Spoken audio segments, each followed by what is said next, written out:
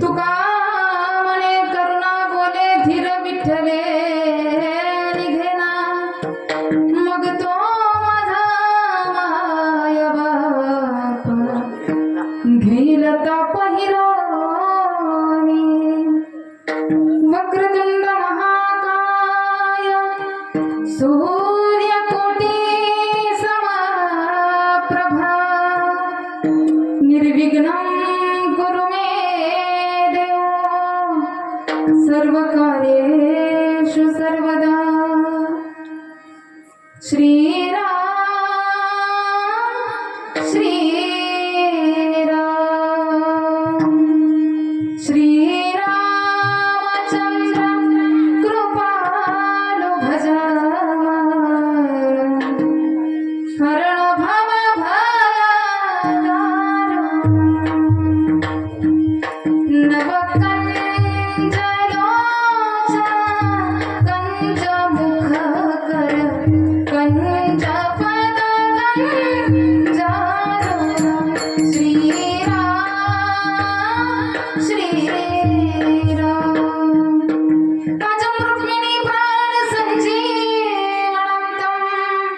परम धाम कैवल्य मेकं तुर्यं प्रसन्नं प्रपन्नं तिहरिदेवदेवं परब्रह्मलिङ्गं भजे पाण्डुरङ्गं नमो आदिरूपा ओंकार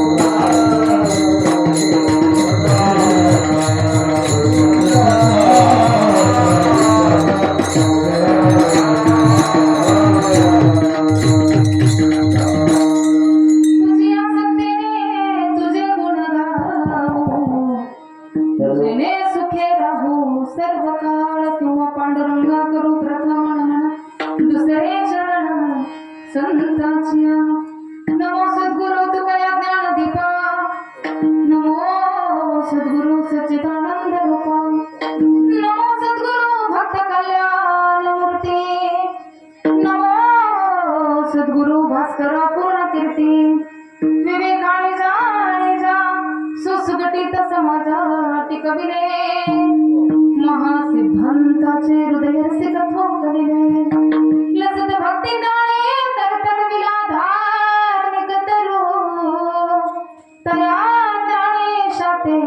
विमलमतीने वंदन करू अलंकापुरवासी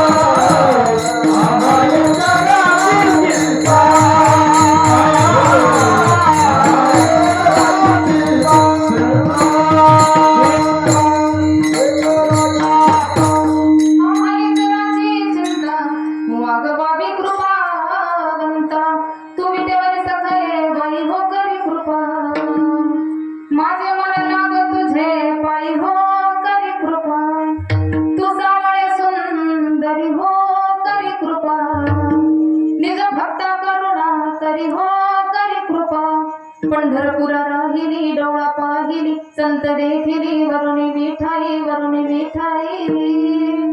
सच्चिदानंद बाबाई हो करी कृपा नमन माझे हंस वाहिनी वाघवर देवी लासिनी कीर्तन वदावया निरूपणी भावात खाणी जया माझी नमन माझे संत सज्जना योगी आणि मुनिजना सकल श्रोतया साधू जना नमन माझे साष्टांगी नमन माझे गुरुवर्य प्रकाश रूपितो स्वामिया स्फूर्ती द्यावी कीर्तन वदावया जेने श्रोतया सुख वाटे श्री गुरु चरण सरोज रज निज म्हणू मुकुर सुधारे वर्णव रघुबर विमल जशो जोदाय फलचारी बुद्धिहीन तनु जानिके सुमिरो पवन कुमार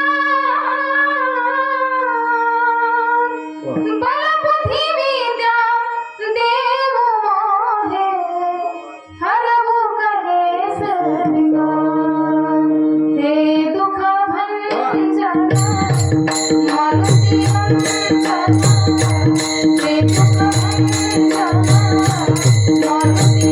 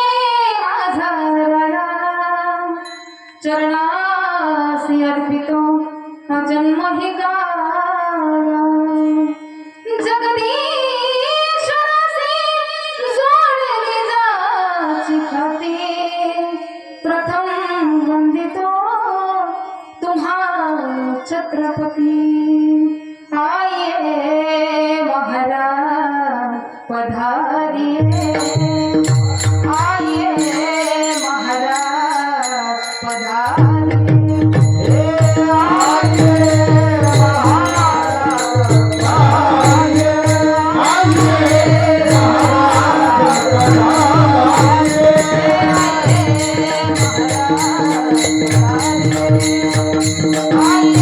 महाराज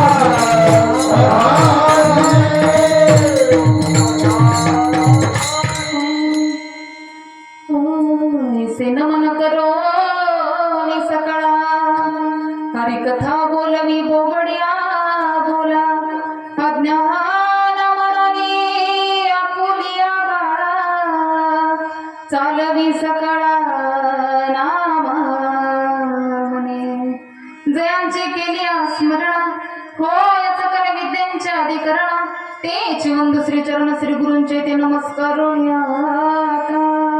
करी ऐसी धावा धावे करी ऐसी धावा धावे चित्त लाभी चरणा पै मग तो माझा माय बाप देईल ताप हिरोनी विठ्ठल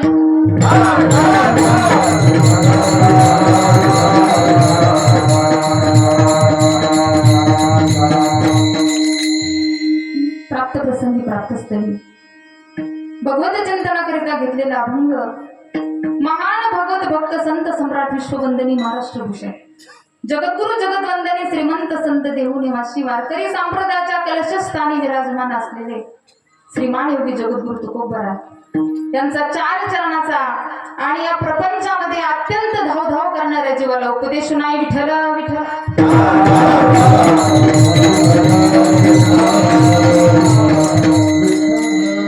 अभंग तुकोबरायांचा आहे आणि तुकोबराय अभंगाद्वारे तुम्हाला सामान्य जीवाला उपदेश करतात. कारण उपदेश करायला त्या ठिकाणी अधिकार असावा लागतो. कोणी कोणाला उपदेश करतं का आणि कोणी कोणाचं ऐकतं का? कोणी कोणाचं ऐकायला तयार नाही करत. आज सांगायचं जर झालं ना तर बापाचं लेख ऐकायला तयार नाही. मग तुकोबरायांचं आपण का ऐकतो? कारण संतांच्या ठिकाणी तळमळ असते, कळकळ असते. बुडते हे जन न देखले डोळ. कारण संतांना हे त्या ठिकाणी पाहत नाही. संतांचं अंतःकरण म्हणजे आईचं असतं, आईचं हृदय असतं संतांचं. म्हणून संत त्या ठिकाणी तुकोबराय म्हणतात की करियासी धावा धावी चित्त लावी चरणापै. तुम्ही काय करा, तुम्ही जे धावता, आपण काही धावत नाहीत का? तुम्ही म्हणता आम्ही काय स्थिर बसलोत का? सर्वजण त्या ठिकाणी सतत धावधाव करतात. कुठल्या ना कुठल्या कारणाने मनुष्य धावत असतो. स्थिर त्या ठिकाणी कोणीच नाही बरं का. कारण माणसाची धावी कधी संपत नाही. आता वाटतं एवढं झाल्यावर संपन, तेवढं झाल्यावर संपन, लग्न झाल्यावर संपन, मुलगा झाल्यावर संपन, मुलाला मुलं झाल्यावर होईल. परंतु माणूस मरून जातो एक दिवस तरी त्याची धाव त्या ठिकाणी संपत नाही. कारण मराव म्हणजे आपण म्हणतो ना ते आमरण अलीकडं हाव पलीकडं असं असतं. कारण मरतो माणूस परंतु त्याची हाव त्या ठिकाणी कधीच संपत नाही. आशेनं मनुष्य त्या ठिकाणी जगतो. मग तुकोबराय म्हणतात की चित्त लावी चरणापै. तुम्ही त्या भगवंताच्या चरणावर चित्त लावा. मग आम्ही त्याच्या चरणावर जर चित्त लावलं तर तो भगवंत काय करेल? मग तुकोबराय म्हणतात की मग तो माझा माया बाप घेईल ताप हिरोनी. कारण या प्रपंचामध्ये जो ताप आहे म्हणले त्रिविध ताप असतात. आणि तो जो ताप आहे तुम्ही जर त्याच्या ठिकाणी चित्त लावलं त्याच्या चरणावर तर तो भगवंत तुमचा त्रिविध ताप त्या ठिकाणी हिरावून घेईल. कारण मायबापाचं ते कर्तव्य असतं. तो मायबाप आहे आणि त्याचं ते कर्तव्य आहे. कारण मागे पुढे उभा राहून भगवंत त्या ठिकाणी भक्ताचं रक्षण करत असतो. मागे पुढे उभा राही सांभाळता आली आगाद. कारण द्रौपदीच्या मागे आणि अर्जुनाच्या मागे पुढे आणि द्रौपदीच्या अर्जुनाचा सारथी त्या ठिकाणी भगवंत. सारथ्य भारताचं भगवंताने केलं की देखा नवल त्या प्रभूचे अद्भुत प्रेम भक्ताचे सारथ्य पण भारताचे करीत असते. भगवंत त्या ठिकाणी भक्तावर आलेलं संकट एक तर त्या ठिकाणी तारतो किंवा स्वतःवर घेतो. कारण मीराबाईला विषाचा प्याला दिला त्यावेळेस भगवंत निळा झाला होता. मग विषाचा प्याला कोणी पिलं त्या ठिकाणी? भगवंताने ते प्राशन केलं आणि भगवंत त्या ठिकाणी निळा पडला. म्हणून भक्तावर आलेलं संकट त्या ठिकाणी भगवंत त्या निवारण करतो. म्हणून तुकोबराय म्हणतात की बहुताच्या मते गोवा बहुताच्या मतांतरात जीवाची गुंतवणूक होऊ देऊ नका. कारण बहुताची बहुत मते अवघे रीती. हे कसं आहे म्हणले सगळं हे मोकळच आहे सगळं. आपण म्हणतो ना ते काय म्हणते ते पोकळ वासा तशी मग वार जात. तुम्हाला सर्वांना त्या ठिकाणी ते ज्ञात आहे. परंतु ह्या ज्या म्हणी आहेत आपण जे बोलतो तेच असते. तुकोबराय काय सांगतात त्या ठिकाणी की हे सगळे पोकळ आहे त्याच्यात काहीच नसतं. म्हणजे वेळूची काठी जशी असते तसं ते आपण फुंकणी असते चाळ फुकायला. इकडून फुंकलं की इकडून तिकडे जाय वारे असं मग नळी फुंकिली सोनारी. तसं आहे म्हणले. हे कसं आहे मग काय करायचं त्या ठिकाणी की ऐकायचं जनाचं आणि करावे. समर्थ रामदास सांगतात त्या ठिकाणी की जनाचं ऐकायचं परंतु तुमच्या अंतर्मनाला त्या ठिकाणी जे योग्य वाटेल तेच करायचं बरं का. मग बघू त्याच्या मती गोवा लागू, जेव्हा तुम्हाला सुख त्या ठिकाणी मिळणार नाही, मग तुकोबाराय म्हणतात की त्या भगवंताला जर तुम्ही करुणेनं हाक मारली तर त्या भगवंताला, त्या देवाला त्या ठिकाणी धीर धरवत नाही. कारण तुका म्हणे करुणा बोले धीर विठ्ठले निघेना. कारण देवाला त्या ठिकाणी करुणेनं आर्त हाक मारली ना त्याला धीरच नाही धरवत. असा अभंगाचा सरळ सरळ सरळ भावार्थ तुमच्या समोर मांडण्याचा एक प्रयत्न केला झाला. आता कीर्तन विठ्ठल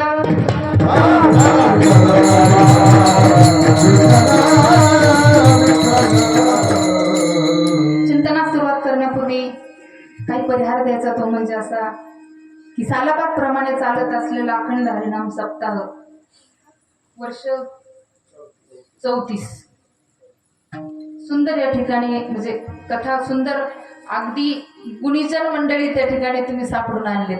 म्हणजे काही काही ठिकाणी खूप अडचणी असतात, खूप पंचायत असते बरं का, आम्हाला मागं गायची पंचायत असते, म्हणून खूप गोड तुम्ही कार्यक्रम म्हणजे योग त्या ठिकाणी तुम्ही जुळवून आणला.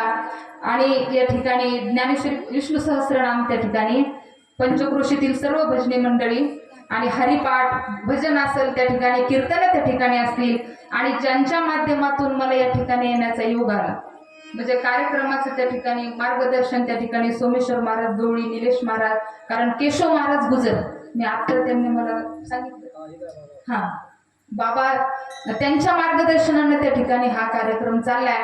कारण करणाऱ्यापेक्षा करून घेणं खूप अवघड असतं बरं का. आम्हाला एक यायचं आणि 1 तास कीर्तन करून निघून जायचं, परंतु करून घेणं खूप कठीण असतं. हे सगळं त्या ठिकाणी हे जुळवून आणणं हे सोपं नसतं. एकल्याचा नो हे खेळ. मग बाबांनी त्या ठिकाणी मेळ जमवला आणि ज्यांच्या माध्यमातून त्या ठिकाणी हे सेवा आमच्याकडे माझ्याकडे आली, ते हरिभक्त परायण म्हणजे सोपान, आपण त्यांना महाराज म्हणू बरं का, ज्यांना त्याची आवड आहे हरिभक्त परायण. आता 2 अभंग पाठ असले त्याला हप आपण पदवी लावतो. मग त्यांनी मला आईनं सांगितलं की 21 वर्ष म्हणले त्यांनी रामायण वाचलं, खूप गोड म्हणले त्यांचं असं रामायण त्या ठिकाणी. माझाही विषय तोच आहे बरं का, मी अगोदर रामायणच वाचत होते, मग रामायण वाचता वाचता आता कीर्तन करायला लागले. माझ्या वडिलांचा वारसा, कारण हे सहजासहजी प्राप्त होत नाही. मी मगाशी सांगितलं की ते घरामध्ये असावं लागतं, आणि मुख्य म्हणजे कितीही तुम्ही कुठेही जाऊन शिकलात तरी त्या ठिकाणी ते रक्तात असावं लागतं. पहिली गोष्ट परमार्थ हा रक्तात असावं लागतो बरं का. नाहीतर माझे वडील म्हणायचे 10-10 वर्ष आळंदीला, आमचे इंदुरकर महाराजांचे शब्द आहेत, आम्ही नाही ते बोलू शकत, की 10-10 वर्ष घासले आळंदीला तरी तुम्हाला ते प्राप्त होत नाही. ते प्रारब्धामध्ये असलं पाहिजे, आणि ते तुमच्या पूर्वजांचं पुण्य त्या ठिकाणी असलं पाहिजे, की कुठलीही गोष्ट कुठली अपेक्षा न करता अनपेक्षपणे जर तुम्हाला एखादी गोष्ट प्राप्त होत असेल म्हटले तर ते निश्चितच तुमच्या चांगल्या कर्माचं फळ आहे किंवा तुमच्या पूर्वजांच्या आशीर्वादाचं गोड आहे. त्या गोष्टी सहजासहजी मिळत नाहीत. म्हणून त्या ठिकाणी सोपान महाराज शिंपी यांचे स्मरणार्थ म्हणजे त्यांच्या वडिलांच्या स्मरणार्थ तुम्ही एकट्याने एवढा सोहळा करू शकले असते का? म्हणून सर्वांनी मिळून त्या ठिकाणी, मी आत्ताच म्हटलं हा एकल्याचा खेळ त्या ठिकाणी नाही. मग वडिलाच्या पुण्य स्मरणार्थ त्यांच्या मूर्तीला त्या ठिकाणी उजाळा मिळतो, त्यांच्या आठवणी आपण त्या ठिकाणी काढतो, आणि त्या म्हटल्या आहे तोपर्यंत असं काही नसतं बरं का, ते पाहत असतात. कारण पूर्वजाला आनंद त्या ठिकाणी होत असतो, आणि कोणी हे कार्य त्या ठिकाणी करत नसतं. याला धन्य माता पिता, कारण तुकोबाराय धन्यता देतात. तुकोबाराय त्या ठिकाणी म्हणतायत की जो आपल्या हिताच्या ठिकाणी जागा आहे, आणि खरं हित यालाच म्हणतात बरं का. आता आपल्याला वेगळं काही प्रपंचामधलं आपल्याला ते हित वाटतं, परंतु खरं हित हे आहे की ज्याला परमार्थ त्या ठिकाणी कळला, ज्याच्यासाठी आपल्याला भगवंताने जन्माला घातले त्याच्यासाठी आपल्याला ते कळलं, याला हित त्या ठिकाणी म्हणतात. म्हणून त्यांचे चिरंजीव त्या ठिकाणी गणेश सोपान शिंपी, आणि दुसरे चिरंजीव ते 2 त्यांना चिरंजीव आहेत, ते बोलले हेमंत महाराज. हेमंतच ना, हा, म्हणजे त्यांनी मला आता बोलता नाव सांगितलं. त्यांच्या मुलं असतील, त्यांच्या आई असतील, त्यांचे सर्वच त्या ठिकाणी परिवार असेल, ज्यांनी आजचं सौजन्य त्या ठिकाणी संत पूजन, त्यांचा फोन आला होता, ते म्हणले ताई संत पूजन आमचे, म्हणजे विशेष सांगायचं म्हणजे एवढे मोठे आम्ही नसतो बरं का, परंतु संतांचे 4 शब्द म्हणा, 4 ओव्या म्हणा, ज्या तुकोबारायने ज्ञानोबारायने आम्हाला एवढं मोठं केलं, त्या स्थानाला तेवढं महत्व आहे का. आम्ही संत नाहीत, आम्हाला आमच्या पायाला काही नसतं बरं का. तुम्ही जसे आम्ही खेळी मिळी, कीर्तन करणं असो, गायन असो, आणि एकट्यानं कीर्तन होतं का. तुम्ही सर्वच जण त्या ठिकाणी लागतात, गायक मंडळी त्या ठिकाणी लागतात, मृदंग वाजवायलाही त्या ठिकाणी सुंदर असावे लागतात तरुण. आणि भजन करायला ताकद असावी लागते. म्हणजे पहिली गोष्ट माझे वडील म्हणायचे भजन एवढं सुंदर आहे की भजनामध्ये एवढी ताकद आहे म्हणले की भगवंताला तुम्ही प्राप्त करून घेता. देव येतो कीर्तनामध्ये, भगवंत येतो. आपण म्हणतो ना कीर्तनाची जागा तेथे पांडुरंग, तिथे भगवंताला उभं राहावं लागतं. म्हणून देवाला जर प्राप्त तुम्हाला करून घ्यायचं असेल तर एकतर वेदानं करून घेता येतं आणि दुसरी गोष्ट म्हणजे संगीतानं करून घेता येतं. विठ्ठल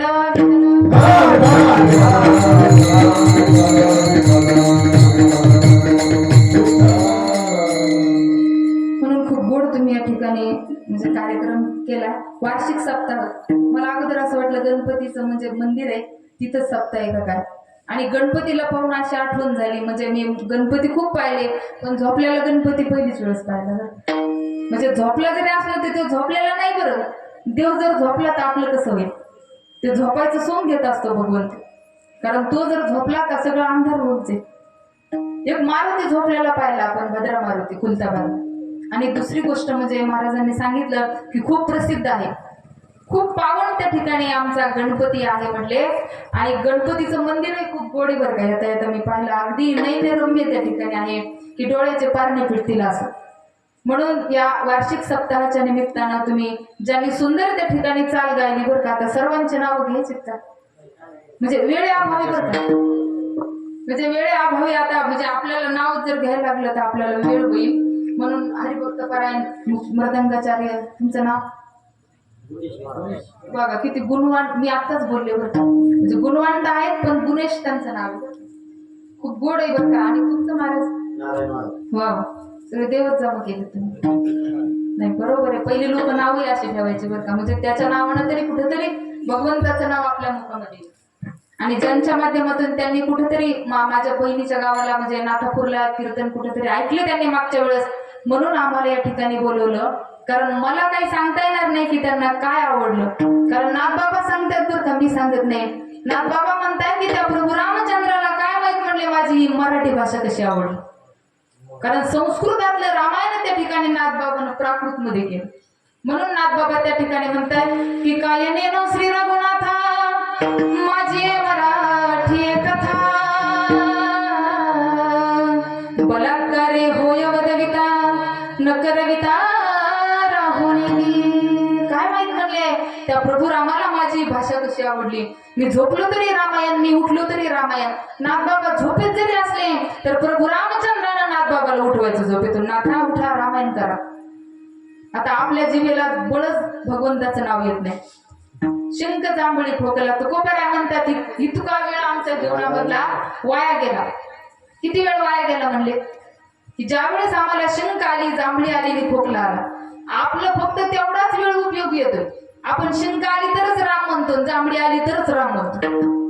खोकला आल्यावर तर कधी कधी कोणी म्हणत असेल खोकला जर आला, उघड आली तर सवडच नाही भेटत राम म्हणायला. विठ्ठल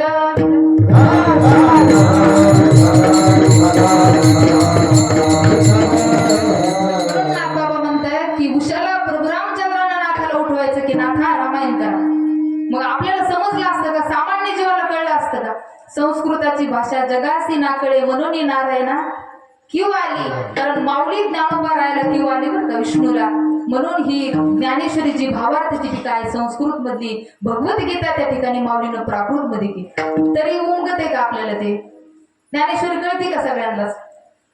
तुमचं ते सोडून आम्हाला कळत नाही. म्हणजे खाली बसले तुम्हालाच म्हणते असं नाही. काही एक भाषा आहे ज्ञानेश्वरीमध्ये 56 भाषा आहेत. 56 भाषेचा केला से गौरव. कारण माऊलीचे शब्द येते आणि माऊलीचे शब्द कसे आहेत, किती गोड किती सुंदर त्या ठिकाणी ज्ञानोबा शब्द आहेत. माऊली त्यांना म्हटले कारण आईची उपमा त्या ठिकाणी ज्ञानोबा राहायला दिली. म्हणून खूप गोड त्या ठिकाणी आमचे बाबा हार्मोनियम वाजवतात. मी आताच म्हणलं पांडुरंग तुम्ही नारायण, तुम्ही पांडुरंग, तुम्ही सुंदर चाल गायला सर्वच त्या ठिकाणी बाबा सर्व आमचे शब्द ज्यांना आम्हाला इतकं सांभाळायचंय बरं का. आणि सर्वच त्या ठिकाणी तुम्ही उपस्थित मातृवर्ग पितृवर्ग दादा तुम्ही आता आम्हाला दाखवणार आहेत का? म्हणजे युट्यूबला म्हणजे प्रचार करायचा त्यांनी, म्हणजे तुमच्या माध्यमातून तरी आम्हाला कार्यक्रम मिळतील. म्हणजे नाही, खूप छान आहे बरं का.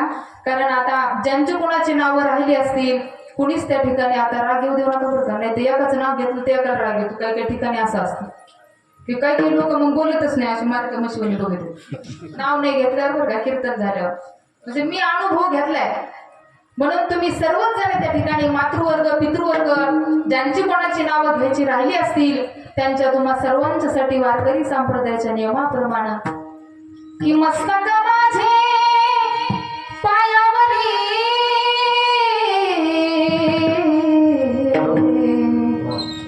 मस्तक माझे पायावरी वारकरी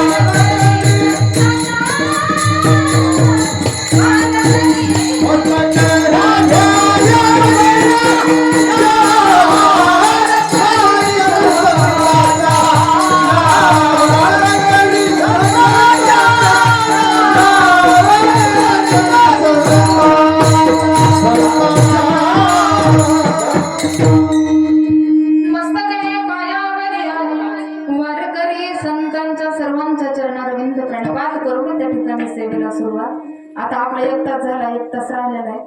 परंतु कीर्तन कसं ऐकायचं, कसं श्रवण त्या ठिकाणी करायचं माऊली सांगतात. मी सांगत नाही बघा. ते ऐकायचे तुम्हाला त्या ठिकाणी, परंतु सर्वांगाचे ताण करून ऐकायचे. ज्ञानोबा म्हणतात की बरी ते मनाच्या कानी ऐकीजे, बोल बुद्धीचा डोळा देखीजे.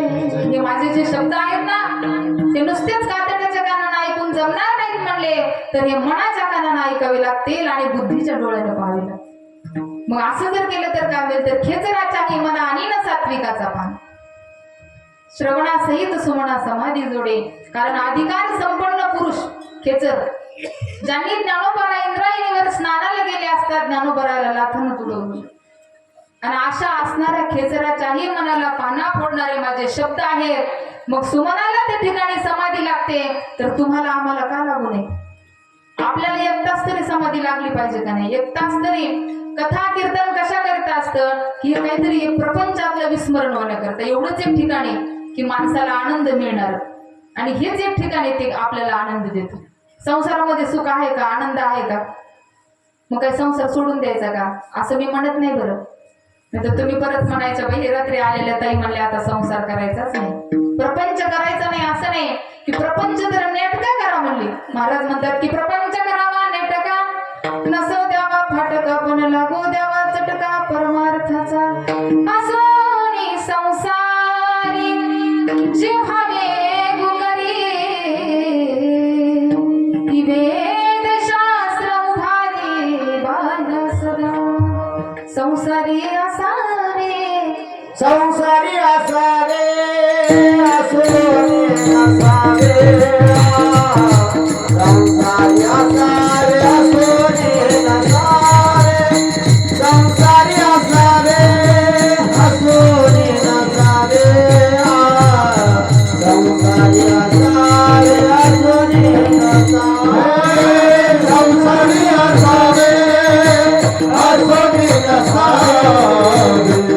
संसारी असावे, असोनी नसावे. संसारी असावे, असोनी नसावे.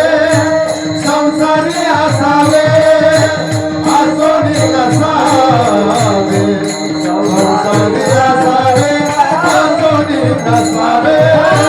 भजन करावे वेळोवेळा, भजन करावे वेळोवेळा.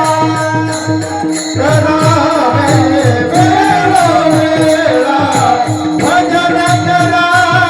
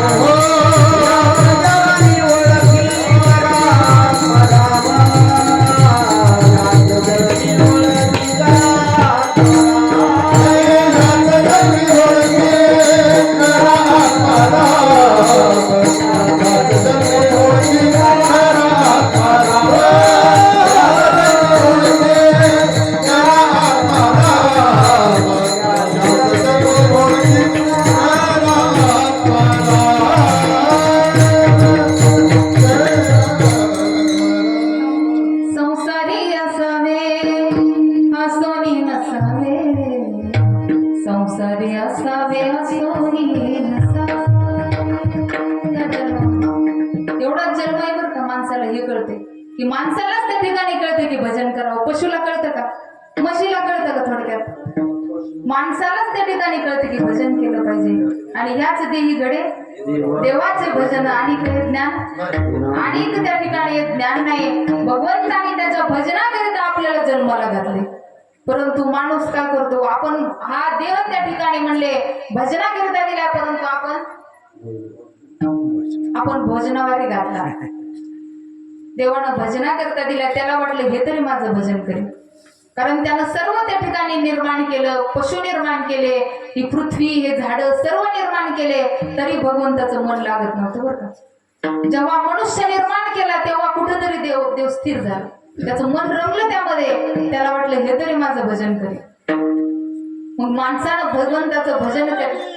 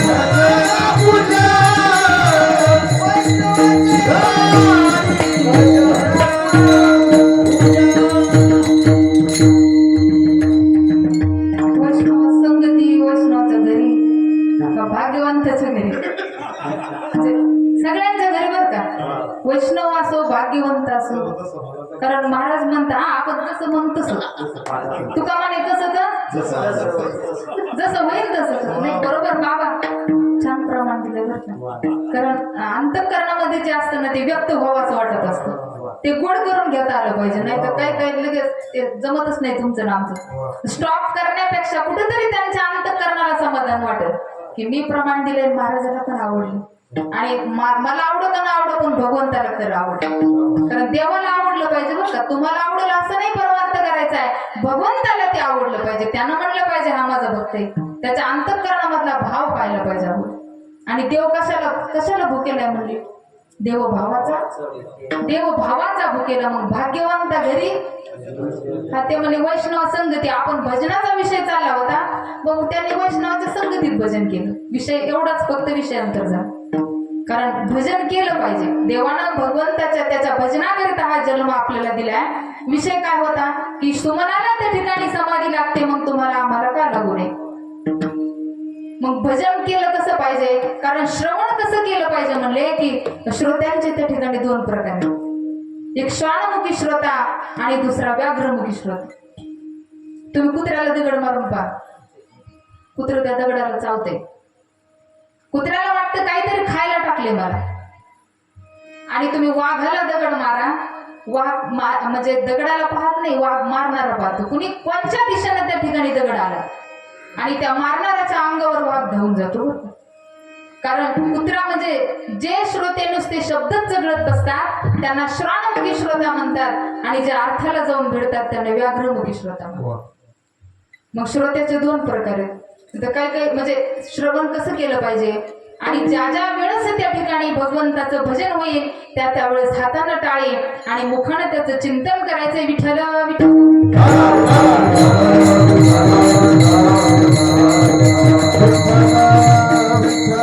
नाही तर काय त्या ठिकाणी अशी पंचायत असते. भजन जर करा म्हणलं ना, काही लोक एवढे आळशी आहेत. कारण भजन करा जर म्हणलं, दोघं मित्र होते, ते जांभळीच्या झाडाखाली झोपले आणि जांभळीच्या झाडाखाली झोपल्याच्या नंतर जांभळ फळ त्याच्या इथं पडलं एक जणाच्या. कारण मित्र होते आणि मित्र असल्यामुळं, कारण जीवनामध्ये आपण म्हणतो ना की दुःख अडवायला कुंभऱ्यासारखा मित्र बनव्यामध्ये गारव्यासारखा वाट चुकणार नाही जीवनभर तुझी, वाट चुकणार नाही जीवनभर तुझी, एक तू मित्र कर आरशासारखा मित्र बनव्यामध्ये गारव्यासारखा. कारण वणवा लागल्यावर कसं होतं, तुम्ही आता इथं फॅन आणून मांडला ना, जसं चातक कसं पावसाची वाट बघत असतो, माझ्या जीवाला तसं वाटलं. कारण जीवाची घालमेल होते हो, ते सहन होत नाही माणसाला. मग वणवा लागल्याच्या नंतर ज्या वेळेस तुम्हाला कुठेतरी म्हणजे तहान लागली आणि थंडगार पाणी तुम्हाला मिळेल, प्यायला मिळालं, किती समाधान वाटतं. तसा मित्र वणव्यामध्ये गारव्यासारखा एक तू मित्र कर आरशासारखा. आरसा तुम्हाला खरं बोलतो बरं का, आरसा कधीच खोटं बोलत नाही, जे सत्य आहे ते दाखवतो. मग मित्र कसा असावा की जाळताना मला देह ठेवासा, जाळताना मला देह ठेवासा, हात खांद्यावरी टाकल्यासारखा मित्र बनव्यामध्ये गारव्यासारखा. मग ते मित्र दोघं जण त्या झाडाखाली झोपले आणि एक जणाच्या इथं जांभळ पडलं. ते मला रामभाऊ तेवढं जांभळ उचलून माझ्या तोंडात टाकले. रामभाऊ काय म्हणला, रामभाऊ म्हणले पळ्या माझ्या तोंडात कुत्रं ओतून गेलं म्हणला, तर मी हाड म्हणलो नाही. तुझ्या तोंडात मी जांभळ टाकायला मोकळा आहे का? म्हणजे विनोदाचा भाग सोडून द्या. एवढा माणूस आळशी असला तर त्याला कसं म्हणायचं भजन करा विठ्ठल.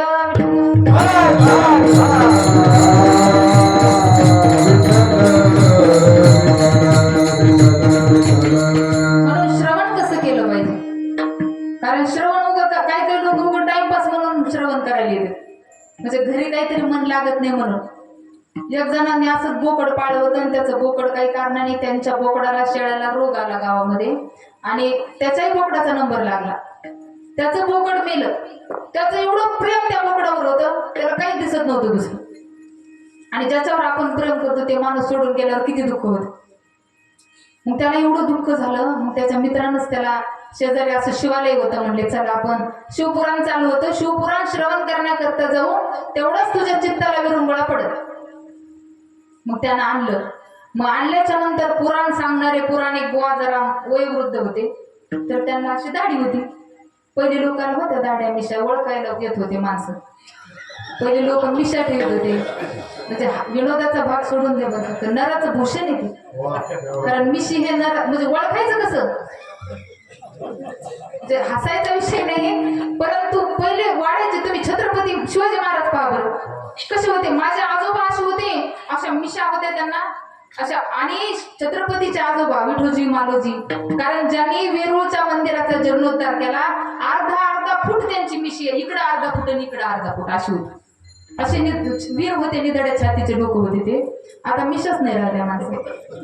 मग ते म्हटले त्या ठिकाणी की पुराणिक बुवाला जरा दाढी, आणि पुराणिक बुवाच्या दाढी पाहिली आणि पुराण सांगताना याला याच्या बोकडाच्या दाढीची आठवण जाईल. मग त्याला रडू आलं बरं का, जास्तच रडू आलं. पुराणिक बुवा सांगायचे, पुराण दाढी हालायची त्यांची, मग दाढी हालायची तर याला तसं तसं रडू यायचं. पण पुराणिक बुवाला वाटायचं काय श्रवण करतोय.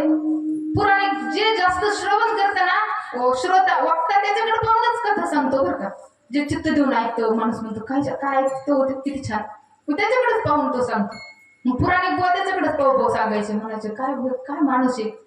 मग त्याला त्याच्या बोकडाच्या दाढीची आठवण झाली. मग पुराणिक बुवा म्हणले या जगामध्ये असे दोन तत्व आहेत, ब्रह्म आणि माया. मग ते ब्रह्म आणि माया म्हणल्याच्या नंतर याला याच्या दोन शिंगाची आठवण झाली बोकडाच्या. आणि ते म्हणले याचं वर्णन त्या ठिकाणी वेदामध्ये केलेलं आहे. असे वेद किती आहेत. मग त्याला 4 पायाची आठवण झाली आणि त्याला जास्त चढायला आलं. सांगायचं विनोदाचा भाग सोडून द्या, कारण सांगायचं तात्पर्य हे आहे की त्याला वाटलं की पुराणिक बुवा माझ्या बोकडाचंच वर्णन करते. तुकोबारायाचं प्रमाणे बरं का, की देखोनी पुराणिकाची दाढी रडे स्पुंदे नाकवडी, दोन शिंगे चारी पाय खुणा दावी म्हणे होय. कारण त्याला वाटलं की यानं माझ्या बोकडाचं वर्णन त्या ठिकाणी चाललंय. आणि पुराण संपल्याच्या नंतर पुराणिक बुवा म्हणले, का हो महाराज, एवढी सत्व संपन्नता कशाच्या जीवावर प्राप्त करून घेतली, काय श्रवण करता तुम्ही? जोपर्यंत मी पुराण सांगत होतो तोपर्यंत तुमच्या डोळ्यातले अश्रूच खंडले नाहीत. तो म्हणला, कशाचं काय म्हणलं श्रवण, कशाचं काय, माझं नेमकंच बोकड गेले आणि मला चित्ताला विरंगुळा पडा म्हणून मी पुराण श्रवण करण्याकरता आलो. आणि तुम्ही पुराण सांगत होता तर मला तुमची दाढी पाहून त्या बोकडाच्या दाढीची आठवण झाली. तुम्ही दोन तत्व आहेत म्हणला, ब्रह्मा आणि माया, त्यावेळेस मला दोन शिंगाची आठवण झाली. आणि जेव्हा तुम्ही म्हणलात की याचं वर्णन वेदामध्ये आलेलं आहे तेव्हा मला त्याच्या चार पायाची आठवण झाली. आणि मला वाटलं तुम्ही माझ्या बोकडाचंच वर्णन करतात म्हणून मला म्हणजे अधिकच रडायला आलं, म्हणून मी एवढा रडलो. म्हणले असं जर श्रवण तुम्ही केलं तर तुम्हाला देव भेटेल का? म्हणून ज्ञानोबा म्हणतात की मनाच्या कानानं ऐका आणि बुद्धीच्या डोळ्याने त्या ठिकाणी पहा विठ्ठल.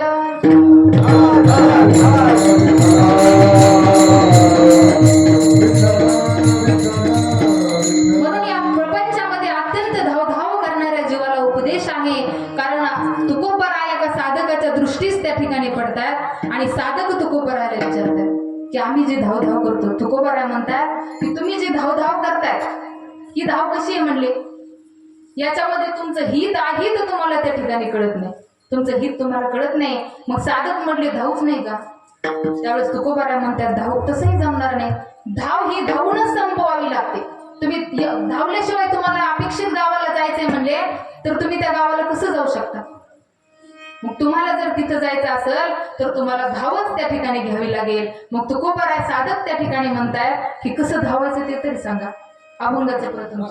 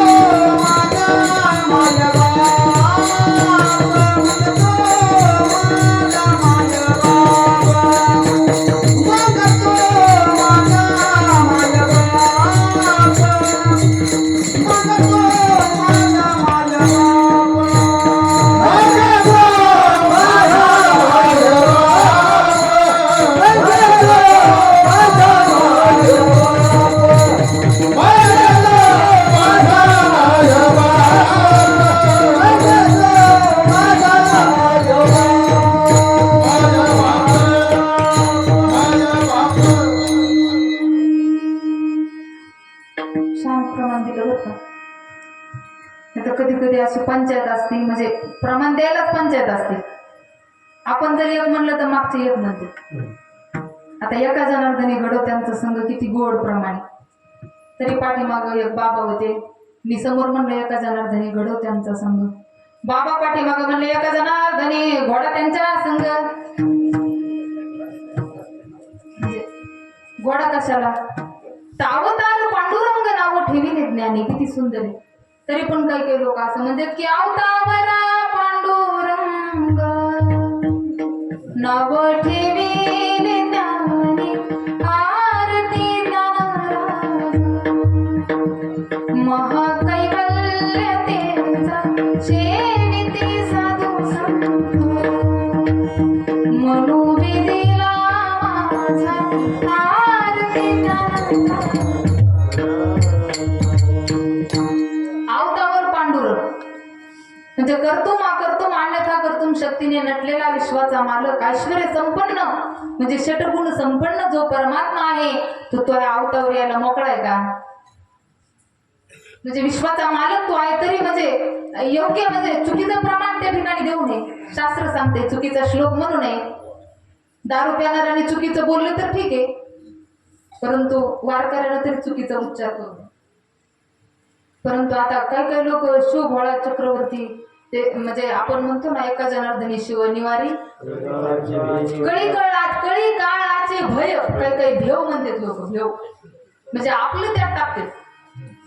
म्हणजे आपलं त्यात टाकू नये आणि त्यातलं आपण काढूही नाही. संतांची वाणी कारण संतांची वाक्य आहेत ते काही काही पदार्थ टाकतात त्याच्यात आणि काही काही नाही जर बसलं ना ते याच्यामध्ये तर काही काढून टाकतात. असं नाही केलं पाहिजे. जे जे आहे ते आहे. चुकीचं बोललं नाही पाहिजे कारण चुकीचं वाक्य आपण म्हणतो दारू प्यानार खोटं बोलतो, पण मला एक सांगायचंय दारू प्यानार माणूस कधीच खोटं बोलत नाही. तुम्ही म्हणतात ताई तुम्ही काय प्याला होतात का? मग त्याच्याशिवाय तुम्हाला कसा अनुभव आला? ते प्यानाऱ्या माणसाची ना दारू प्यायला डिरिंग वाटते. खरं बोलतो पिणारा माणूस सत्यच बोलतो बरं का. पोरांना सुद्धा पटलंय. तुम्हाला पटलंय ना? तुम्ही अनुभव घेतलाय का? कारण पिणारा माणूस खरं बोलतो. एक दारू पिणार होता, गांजा फुकणार, अगदी रोज महादेवाच्या मंदिरात जायचं, दर्शन घ्यायचं, कधीतरी पायातली चप्पल काढली कधी नाही काढायची, तसंच चालायचं. एक दिवस पुजारी म्हणले हे काय खरंय म्हणले या पिणाराचं, आपण बघू म्हणे याला कळतंय का नाही. मग बाबा राहू द्या चालू. हा मला काहीतरी हरवल्यासारखं होते. मग काय माझं इथं राहिलं काय असं म्हणजे नुसतं तेवढंच चालू राहते आपलं गाणं. कारण गाणं चालू पाहिजे. म्हणजे मन रमतं. मी आता सांगितलं त्याच्यामध्ये एवढी ताकद आहे संगीतामध्ये की मनोरंजन म्हणजे मन रमतं. किती आजारी व्यक्ती असला ना त्याला शांत झोपला. हे ऐका तुम्ही झोप येईन. डीजे ऐका. डीजे ऐकल्यावर तर मला वाटतं मेल्याला माणूस उठून बसतो. कसं होतंय? हे किती गोड आहे, किती सुंदर आहे, परंतु हे आवडत नाही बरं का. तरुणाला तर आता आवडतच नाही. काय वाजतोय ते डीजे, कुठं अंतरावर जर वाजला तर इथं माणसाचे डोके वाढते. किती त्रास आहे. परंतु ते नकोय आता. आणि तरुण त्या ठिकाणी व्यसनाधीन झालेत का? तरुणाचं वय असतं का 20, 22, 18, 15 वय, 15 वर्ष वय दारू प्यायचं आणि सिगारेट ओढायचं. कारण तरुणांनी काय केलं पाहिजे? ज्ञानोबा म्हणतात की तरुणा भाग्यवंत नटे हरी. तरुणांनी इथं नाचलं पाहिजे, इथं नटलं पाहिजे. परमार्थामध्ये नटा म्हणले तुम्ही त्या ठिकाणी की इथं नटून आलं पाहिजे. कि वय काय दारू प्यायचंय का? छत्रपती शिवाजी महाराजांनी 16व्या वर्षी काय केलं? स्वामी विवेकानंदांनी काय केलं? आणि आपण माऊली ज्ञानोबारांनी 16व्या वर्षी ज्ञानेश्वरी लिहिली हो. परंतु आपण सध्या आपण असं केलं की 16 वर्ष नाही. आपण म्हणतो धोक्याचं आहे, परंतु ज्ञानोबा म्हणतात ते मोक्याचं आहे. खरं सांगायचं म्हणजे हेच वय असतं परमार्थ करायचं. कारण भगवंताला ताजी टवटवीत फुलं आवडतात. भगतसिंगाचं काय वय होतं? ते आवडतं देवाला. हे असं म्हातारे चुकलेले म्हणजे तसं तुम्हाला वाईट वाटून घेऊ नका बरं का. तुम्ही कधीतरी तरुण होतात, परंतु एखादं गुटगुटीत लेकरू असलं तर कोणालाही वाटतं ना त्याला जवळ घ्यावं. कोणालाही असो, हा कोणाला वाटतं ना तसं. म्हणून त्या ठिकाणी चुकलेली नकोय. कारण चुकीचा उच्चार त्या ठिकाणी करू नये. सांगायचं म्हणजे तरुणांनी दारू नाही प्यायली पाहिजे. तरुण चांगले 15-20 वर्षाचा तरुण सकाळी सकाळी दारू प्यावी का? सकाळी पाहिलं होतं आम्ही कार्यक्रमाला चाललो. मी म्हणलं दादा तुला पटतं का रे? सकाळी दारू प्यायला, कपड्याला गंध होता, गळ्यात माळ होती. ते म्हणलं ओ ताई जास्त बोलायचं नाही. मला त्या मोदीनं सांगितली प्यायला. मी तर चक्कर झाले. म्हणलं मोदी ना तुला भेटले होते का मोदी साहेब? नाही म्हणे. मग तुला फोन आलता का? नाही म्हणे. सकाळी सकाळी सांगितलं म्हणलं टीव्हीवर, प्यारे देशवासी हो. थोडस उशिरा कळण, काय काय उद्या सकाळपर्यंत कळण, म्हणजे लेट करण त्याला असं त्याला. म्हणजे ते म्हणले, ते काय म्हणले मोदी सरकार, ते बोलतात ना मेरे प्यारे देशवासी हो, म्हणजे ते म्हणले प्यारे देशवासी हो तुमच्या सकट प्यायला सांगितले. म्हणले विठ्ठल.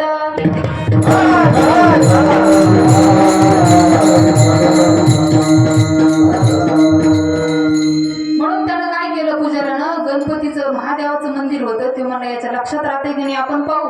मग त्यानं काय केलं, महादेव झाकून ठेवला आणि महादेव झाकून ठेवून महादेवाच्या पिंडीवर गणपती मांडला. गणपती मांडल्याच्या नंतर याचा रोजचा नियम होता, हा आला त्यानं दर्शन देवाचं घेतलं, जय भोलेनाथ म्हणून त्याचं दर्शन घेतलं आणि पुढे गेला. पुढे 4 पाऊल पुढे गेल्याच्या नंतर पुजारी म्हणला काय करे म्हणे या बेनाराचं, मी महादेवाच्या पिंडीवर गणपती मांडला तरी हे जय भोलेनाथ म्हणलं म्हणे, याचं काय खरं, याच्या काय ध्यानात राहतं. आणि ते 4 पाऊल पुढे गेल्याच्या नंतर परत पाठीमागा आला आणि गणपती बाप्पाला सांगितले की तो ह्या बापाला सांग मी येऊन गेलोय म्हणून. अर्ध्याला कळलंय, अर्ध्याला मला वाटतं अजून कळलं ना तुम्हाला, सगळ्यांना कळलं का? ते माग येऊन म्हणला तो ह्या बापाला सांग मी येऊन गेलोय गणपती बाप्पाला, म्हणजे त्यांच्या लक्षात राहत नाही का. म्हणून चुकीचा उच्चार त्या ठिकाणी करू नये. म्हणून महाराज म्हणतात की करियासी धावा धावी चित्त लावी चरणावे, कारण अशी धावाधावी करा की चित्त त्या भगवंताच्या चरणी लाव. मग त्याच्या चरणावर चित्त करावायचं आणि भगवंताच्या पायावर, भगवंताच्या डोक्याला, त्याच्या अंगाला दुसरीकडे जमणार नाही का, म्हणजे त्याच्या चरणावरच का लावायचं. तर भगवंताच्या चरणामधून अखंड गंगेचा प्रवाह आहे आणि भगवंताच्या चरणावर लक्ष्मीचं वास्तव्य. समुद्र मंथन ज्यावेळेस झालं त्यावेळेस 14 रत्न निघाली. उच्चसा घोडा सूर्याला दिला, ऐरावत इंद्राला दिला, शंख चक्र कौस्तुभमणी विष्णूला दिला, अमृताचा वाद तुम्हा सर्वांना ज्ञात आहे. हलहल महादेवानं प्राशन केलं आणि शेवटी लक्ष्मी निघाली. लक्ष्मी ही समुद्राची कन्या आहे, म्हणजे विष्णूचा सासरा आहे समुद्र. मग ती निघाल्याच्या नंतर ती वरायसाठी त्या ठिकाणी निघाली. तिने अगोदर ब्रह्मदेवाकडे पाहिलं. ब्रह्मदेवाकडे पाहिल्याच्या नंतर ती म्हणली हे नको, हे कसे आहेत म्हणली, ब्रह्मदेव विषयी आहे, यांना नको म्हणली वरायचं. नंतर तिने शंकराकडे बघितलं. शंकराकडे पाहिल्याच्या नंतरही तिला वाटलं यांचं राहणं कुठे, हे मशानात राहते, हे चिता भस्म अंगावर धारण करते, हे मला कधी फेरन लवली पावडर आणून द्यायचं. कारण मेकअप करायला आपल्याला अगोदर काय लागतं, साड्या सोनं. बायकांना काय लागतं, किती असू दे कपड भरलेलं तुमच्याकडे तरी दुसऱ्याची साडी पाहिली किती छान दिसते बरं का, दुसऱ्याच्या अंगावरची छान दिसते, आपल्याकडे किती असो. मग ती म्हणली हेही नको. मग ती लक्ष्मी त्या ठिकाणी विष्णूकडे गेली आणि विष्णूने लक्ष्मीला पाहून त्या ठिकाणी विष्णू पाठमोरा झाला. म्हणजे विष्णूनं भगवंताने त्या ठिकाणी लक्ष्मीकडे पाठ केली आणि लक्ष्मीकडून कबूल करून घेतलं की आलात ना तर चरणावर राहावं लागेल. आणि लक्ष्मी भगवंताला म्हटल्या त्या ठिकाणी की देवा चरणावर राहण्याकरताच तर मी आली. आणि तेव्हापासून लक्ष्मीचं वास्तव्य भगवंताच्या चरणावर आहे आणि गंगेचा प्रवाही भगवंताच्या चरणामधून आहे, त्याच्या अंगठामधून. उपमा द्यावी गवणे अंगा चरणी वाहे, चरणी वाहे पैगंगा. भगवंताला गोपी भागवतामध्ये देवाला म्हणतात की देवा तुझे हे चरण कमल, ज्यांनी लक्ष्मीचा हात पकडला कालियाच्या फणावर तेच पाय, गायीच्या मागे तेच पाय धावतात, तेच पाय आमच्या वक्षस्थळावर ठेव आणि आमच्या हृदय जोडा बंद कर विठ्ठल विठ्ठल.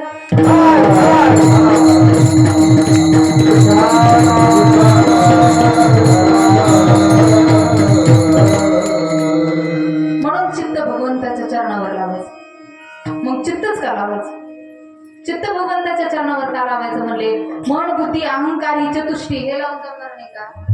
मन लागन का, मन कसं आहे, मन चंचल आहे, ते ओढाळे.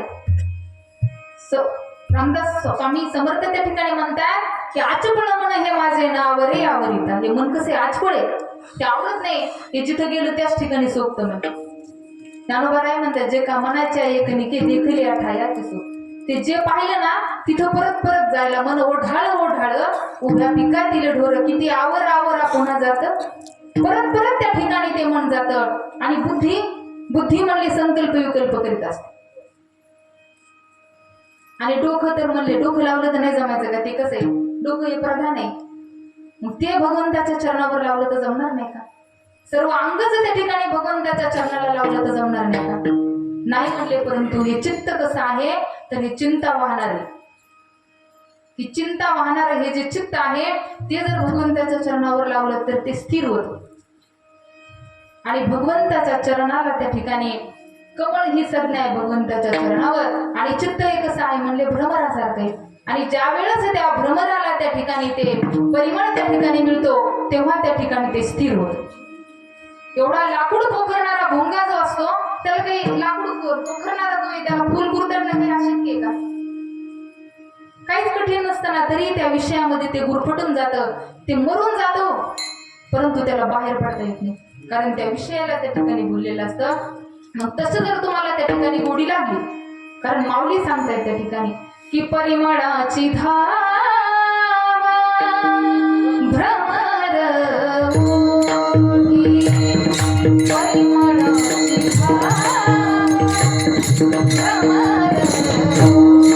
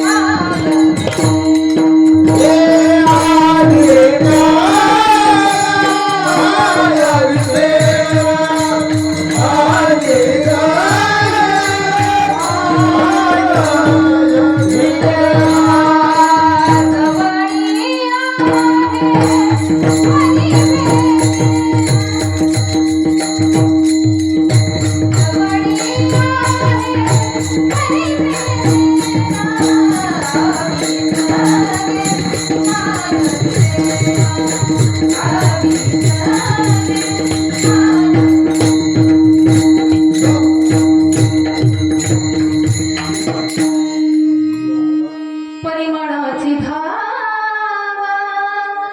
भ्रमर ओढी, कैशी तुझी गोडी लागो माझा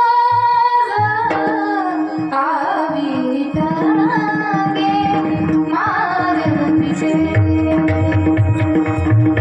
जवळी आहे परिभेदेना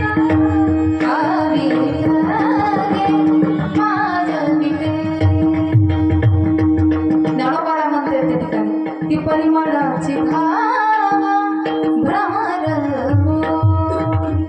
परिमळाची धाव जसं त्या ठिकाणी तो भ्रमर ओढतो तशी गोडी तुम्हाला आम्हाला लागली पाहिजे भगवंताच्या चरणाची. कारण तेच एक कसं आहे म्हणले की आवीट गे माझ आवीट आहे. कारण या प्रपंचामध्ये जे काही तुम्हाला दिसते ते सर्व त्या ठिकाणी नश्वर आहे. आणि एक भगवंतच त्या ठिकाणी असं आहे, त्याचं नावच कसं आहे म्हणले की ते अवीट आहे. ते कधीही त्या ठिकाणी विटणार नाही. तुम्ही किती सुंदर चित्रपट आला, किती दिवस चालतो, आपण रोज तुम्ही रूप पाहता लोचने म्हणता, रोज तुम्ही सुंदरते ध्यान म्हणता, रोज म्हणता, पण ते ऐकावं वाटतं का नाही? रोजच आहे तरी त्याची गोडी तेवढीच आहे. ते अभंग आहे. कधी न भंग पावणार आहे त्याला अभंग म्हणतात. कधीच त्याचा भंग त्या ठिकाणी नाही. किती सुंदर असू द्या बरं का, किती दिवस चालतं, जास्तीत जास्त 4-6 महिने, परंतु किती सुंदर गाणं येऊ द्या, परंतु भगवंताचं नाव एक असं आहे ते अवीट आहे. त्याचा कधीही त्या ठिकाणी आपल्याला वीट येत नाही. म्हणून भगवंत त्याच्या चरणावर चित्त लावायचं. मग महाराज आम्ही जर त्या भगवंताच्या चरणावर चित्त लावलं तर तो तुमचा भगवंत काय करेल? मग तो माझा माया बाप, मग तो माझा माया बाप, मग तो माझा माया बाप, मग तो माझा माया बाप, मग तो माझा माया बाप, मग तो माझा माया बाप, मग तो माझा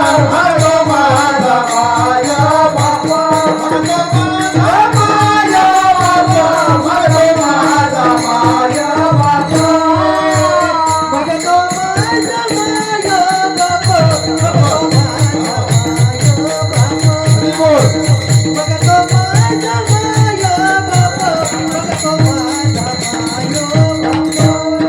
माझा माया बाप, मग तो माझा माया बाप, मग तो माझा माया बाप, मग तो माझा बाप, मग तो माझा माया बाप, येईता हारानी, येईता हारानी, मग तो माझा माया बाप, मग तो माझा माया बाप, मग तो माझा माया बाप, मग तो माझा माया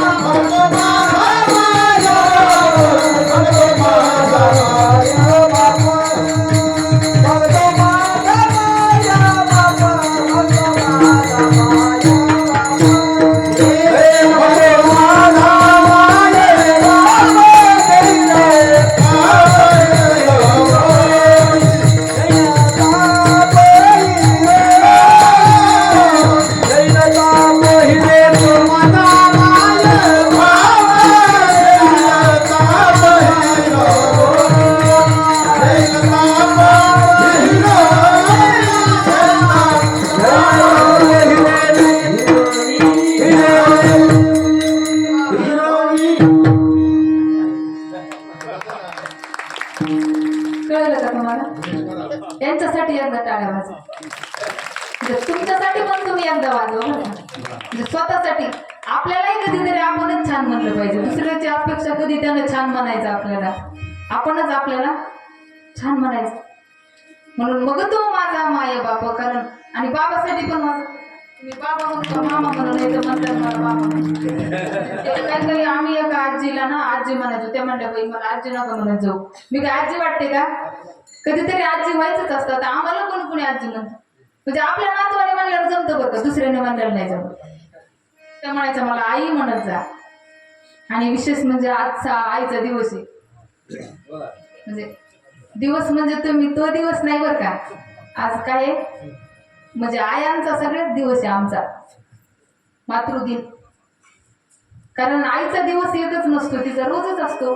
आता एक दिवस ठराविक दिवस दिलेत आपल्याला, मदर्स डे, फादर्स डे, मैत्रीचा एक दिवस. तर मित्र काही एक दिवस असतो का? एक दिवसाची मैत्री असते का? रोज रोज रोज त्या ठिकाणी आपण शिवजयंती साजरी करतो, वर्षातून एकदा नाचतो, परंतु रोज शिवजयंती साजरी केली पाहिजे. तुमच्या हृदयामध्ये ती ज्योत सतत तेवत राहिली पाहिजे, सतत ती अशी कमी झाली नाही पाहिजे. तुम्ही त्याच्यात तेल ओतत राहिलं पाहिजे, त्याचा भडका झाला पाहिजे बरं का. भाग्याचा भडका ज्ञानोबा म्हणतात तसं भाग्याच्याने भडसे. कारण तुमच्या भाग्याचा जर भडका झाला ना, माऊली ज्ञानोबा म्हणतात तुम्हाला कुठून काय प्राप्त होईल हे सांगता येत नाही.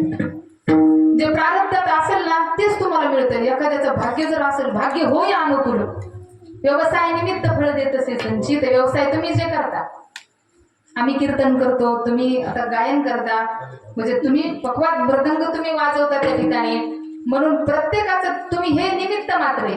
माऊली त्या ठिकाणी म्हणतात व्यवसाय, प्रत्येकाचा व्यवसाय हा निमित्त आहे, त्याला फळ देण्याचं काम हे भगवंत करत असतो. व्यवसाय निमित्त फळ तुमचं संचित तुम्हाला फळ देतं, तुमचं प्रारब्ध व्यवसाय निमित्त फळ देत असे संचित. भाग्याचे निबडसे देवाचे निविसे समृद्धी जात आविषयी घर निघे.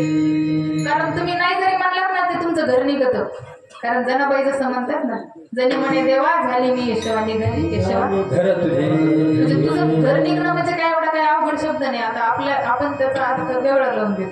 जनाबाई म्हणतात देवा मी तुझं घर निघाले, मग ते त्या ठिकाणी म्हणतात कितीही भाग्यही आपलं त्या ठिकाणी घर निघत, कितीही नको असलं, एखाद्याच्या प्रारब्धामध्ये जर नसलं ना तर त्याला ते नाहीच मिळत. एक दरिद्री व्यक्ती होता आणि कुठेतरी भक्त होता, परंतु देवाला त्याची दया, म्हणजे महादेवाला पार्वतीने आईसाहेबांनी एक दिवस म्हणले देवा त्याला काहीतरी द्या. महादेव म्हणले त्याला कसं देऊ, त्याच्या प्रारब्धात नाही, त्याच्या प्रारब्धात नसल्याच्या नंतर मला त्याला देता येणार नाही. तरी आग्रह तिथं कोणाचं चालतं का, म्हणजे तिथं चालत नाही. आता त्यांनी हट्ट केल्याच्या नंतर त्या ठिकाणी ते म्हणले आता काहीतरी द्या. म्हणून त्या महादेवाने काय केलं, तो चालला होता रस्त्याने, त्याच्या समोर एक मोहराचा हंडा मांडला आणि तो हंडा मांडल्याच्या नंतर याला दुर्बुद्धी सुचली. कुठेतरी तो हंडा समोर येणार आहे, कुठेतरी याच्या लक्षामध्ये आलं, याला असं वाटलं की आंधळ कसं चालत असेल बघ, आपल्याला तरी डोळे येत, आंधळ्याला कसं होत असेल. मग याला दुर्बुद्धी सुचली, त्यानं डोळ्याला पट्टी बांधली. यानं डोळ्याला पट्टी बांधल्याच्या नंतर तो चालत चालत गेला, त्याला त्या हंड्याला ठोकर लागली. हंड्याला ठोकर लागल्याच्या नंतर मग ते असं म्हणलं तर डोळे उघडून बघितलं पाहिजे का नाही. ते म्हणलं आंधळ्याला पण असं ठोकर लागत असतं, चालता चालता आंधळ्याला असंच होत असत आणि तसाच तो समोर गेला. म्हणजे भगवंताने दिलं तरी त्याच्या प्रारब्धात नव्हतं, त्याला ते मिळत नाही, त्याला ते घेता येणार नाही. म्हणून ज्याच्या प्रारब्धामध्ये आणि ज्याला नको जरी वाटलं तरी त्याला ते प्राप्त झाल्याशिवाय राहत नाही. एक जणाला वाटत होतं माझी सर्व प्रॉपर्टी त्या ठिकाणी राजाने हिरावून घेतली पाहिजे आणि मलाही काहीतरी शिक्षा दिली पाहिजे. मग त्याला वाटलं असं काय कृत्य केलं पाहिजे आपण की राजानं मलाही अपमानित करत आणि माझी सगळी संपत्ती त्या ठिकाणी हिरावून घेईल. मग एक दिवस अशी सभा भरलेली, राजा त्या ठिकाणी दरबारामध्ये सिंहासनावर बसलेले. त्यानं काय केलं, पायातली चप्पल काढली आणि राजाला फेकून हाणल्याच्या नंतर सर्व सेनापतींनी त्याला पकडलेला काय शिक्षा द्यायची म्हटली. तेवढ्यात राजाचा मुकुट खाली पडला आणि त्या मुकुटावर विंचू होता. मग विंचू असल्यामुळे सगळ्यांनी त्याला धरलं. राजासाहेब म्हणजे त्याला सोडा, त्याला मारू नका म्हणले, आज त्याच्यामुळे मी वाचले. त्यानं मला ते चप्पल फेकून मारली म्हणून माझा मुकुट खाली पडला, माझ्या मुकुटावर विंचू होता, त्यानं मला डंक मारला असता मला किती वेदना झाल्या असत्या.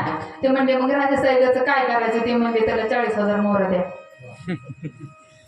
म्हणजे जे मला नको होतं ते तर राहिलंच, परंतु अजून तुम्हाला जर यायला लागलं ना, नको नको म्हणला तरी भगवंत दिल्याशिवाय राहत नाही. म्हणून जे आपल्या प्रारब्धात आहे ना तेवढंच घेतलं पाहिजे. उगाच इतरावर दुसऱ्यावर माणसाने जळलं नाही पाहिजे. काय करायचं, दुसऱ्याला काहीतरी मिळालं म्हणून आपल्या पोटात कशाला दुखू द्यायचे हो, म्हणजे कशासाठी. तुझ्या प्रारब्धात असलं तर भगवंत देईल तुला. तुम्ही कष्ट करा, कष्ट केल्याच्या नंतर ते मिळतं. आणि नसेलच एखाद्याचं अख्खं आयुष्य त्या ठिकाणी कष्टामध्ये जात, तुमच्या दैवातच ते नसतं.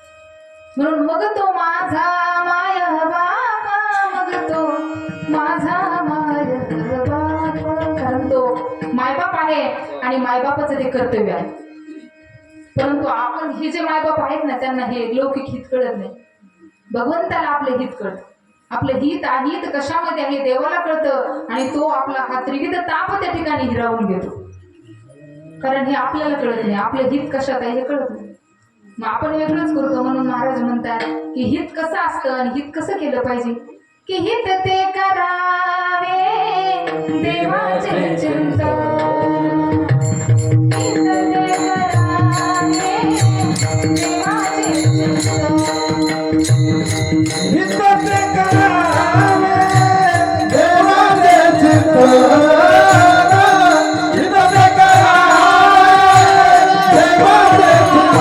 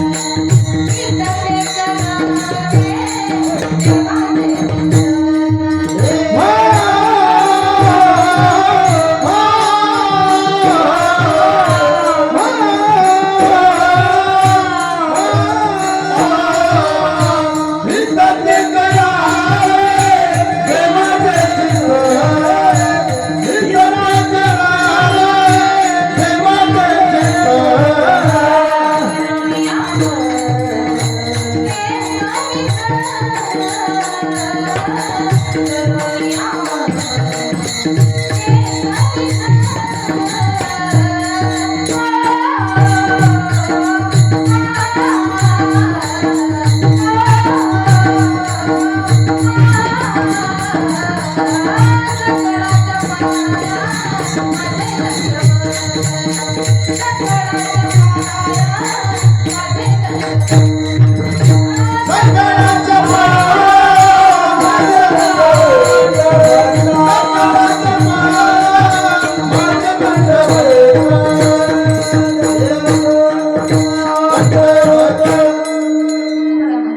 की हित ते करावे देवाचे चिंतन सकळाच्या पाया माझे दंडवत एवढा अधिकार असणारे तुकोबराय म्हणतात की सकळाच्या पाया माझे दंड काय करा तुम्ही त्याचं नाव घ्या राम राम स्मरा भगवंताला स्मरा कोण दिवस कधी येणार आहे आणि कसा येणार आहे तुमच्याकडे वेळ त्या ठिकाणी नाही कारण वेळ आहे का प्रत्येकाला वाटतं आज नाही उद्या करेल परंतु आज का काम अभी करो कल का काम आज करो आज का काम ह्याच वेळेला करा उद्याचा दिवस तुमच्यासाठी येणार आहे का कारण कोणचा दिवस कसा येईल हे सांगता येत नाही एक दिवस आपल्याला जायचंय तुम्ही एक दिवस श्रीमंत व्हाल की नाही यात शंका आहे तुमची प्रगती होईल की नाही यात शंका आहे परंतु एक दिवस तुम्ही मरणार आहात यातील मात्र शंका आहे तुम्ही मरणार आहात यात शंका आहे का कारण जायचंय प्रत्येकाला की माया के दीवाने सुन ले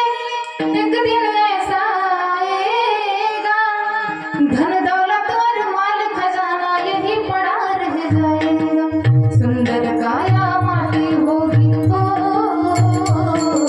सुंदर काया माटी होगी चर्चा होगी गली गली ले लो रे कोई नाम का प्याला शोर मचाओ गली गली बोल राम बोल राम बोल राम बोल राम बोल राम राम राम बोल राम बोल राम बोल राम बोल राम बोल राम राम राम बोल राम बोल राम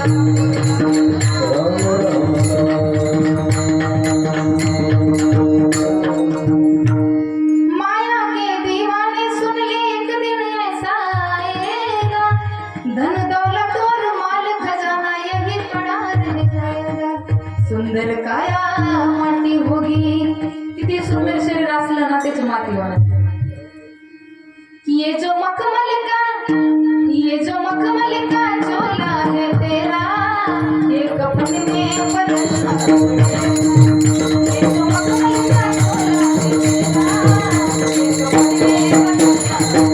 जिंदगी एक किराए एक ना एक दिन मरना पड़ेगा मौत जब दुनिया वाले तेरिया कैसे बाहर निकलना पड़ेगा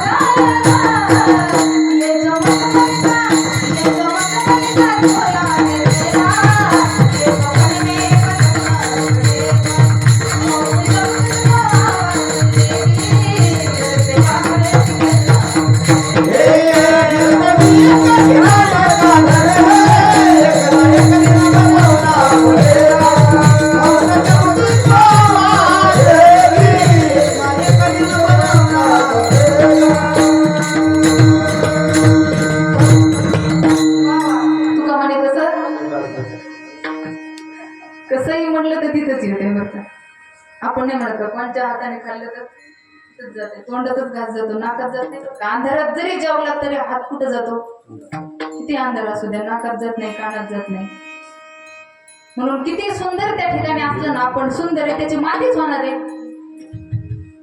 एक दिन ऐसा आएगा सुंदर काया माटी होगी चर्चा होगी गली गली सगळ्यांना कळतं त्यावेळेस ले लो रे कोई नाम का प्याला शोर मचाओ गली गली म्हणून हे कसं आहे म्हणले जीवन मग हे किरायाचं आहे ते भगवंतांना कशा करता आपल्याला सांभाळण्याकरता दिले परंतु आता आपण याचे मालक म्हणतो आपल्याला वाटतं हे माझं आहे हे माझं त्या ठिकाणी काहीच नाही मग तो माझा सांभाळणारा तो भगवंत आहे कारण आपल्याला सांभाळणारा कोण आहे तो भगवंत सांभाळतो कारण समर्थ रामदास म्हणतात की अरे आम्ही काय गुणाचे खातो तो राम आम्हाला देतो भगवंत आम्हाला देणार आहे कारण आम्हाला वाटत असतं बरं का कोणीतरी कुणाला तरी कुठंतरी असं म्हणतं की त्याला कोणी मोठे केले पण ह्या गोष्टी चुकीच्या आहेत मी आत्ताच सांगितले त्याचं प्रारब्ध आहे त्याच्या प्रारब्धाने तो मोठा होत असतो, भगवंत त्याला मोठा करत असतो.